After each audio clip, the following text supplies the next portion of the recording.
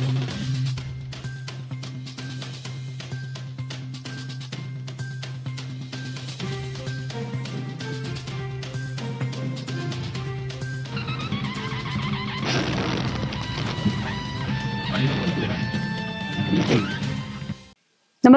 आपण पाहता Hirkani news. Hirkani news प्रत्येक क्षण ताज्या घडामोडी आणि महत्त्वाच्या प्रत्येक बातमीसाठी नेहमी तत्पर. लातूरमध्ये मध्यरात्री टोळ्या भिडल्या, चाकूने भोगसून एकाची हत्या, 2 तरुणांची प्रकृती चिंताजनक. महाराष्ट्रातील लातूर शहरात मध्यरात्री झालेल्या रक्तरंजित गँग वॉरने खळबळ उडाली आहे. किरकोळ वादातून 2 गट आमने सामने आले आणि काही क्षणातच हा वाद हिंसक संघर्षात बदलला. धारदार शस्त्रांनी करण्यात आलेल्या हल्ल्यात 21 वर्षीय ऑटो चालक सोपान बोयने यांचा जागीच मृत्यू झाला, तर 2 तरुण गंभीर जखमी झाले आहेत. या घटनेनंतर परिसरात तणावाचे वातावरण निर्माण झाले असून पोलिसांनी तातडीने कारवाई करत 2 संशयितांना ताब्यात घेतलं आहे. मिळालेल्या माहितीनुसार लातूर शहरातील कडबा बाजार रिंग रोड परिसरातील एका बारमध्ये 2 गटांमध्ये किरकोळ कारणावरून वाद झाला.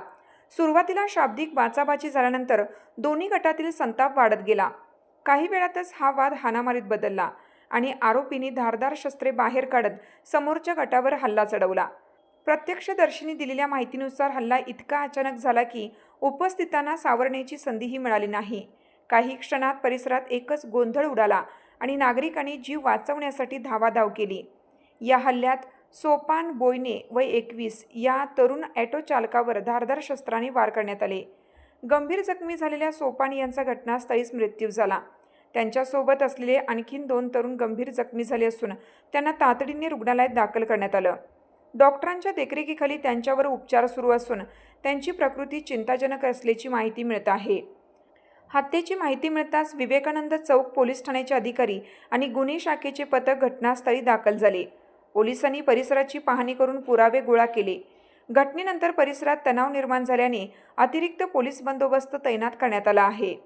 या प्रकरणात पोलिसांनी तातडीने तपास सुरू करत 2 संशयित आरोपींना ताब्यात घेतलं आहे. त्यांच्याकडे कसून चौकशी सुरू असून विवेकानंद चौक पोलीस ठाण्यात हत्येचा गुन्हा दाखल करण्यात आलाय. या हल्ल्यात आणखीन काही जण सहभागी होते का याचाही तपास पोलीस करत आहेत.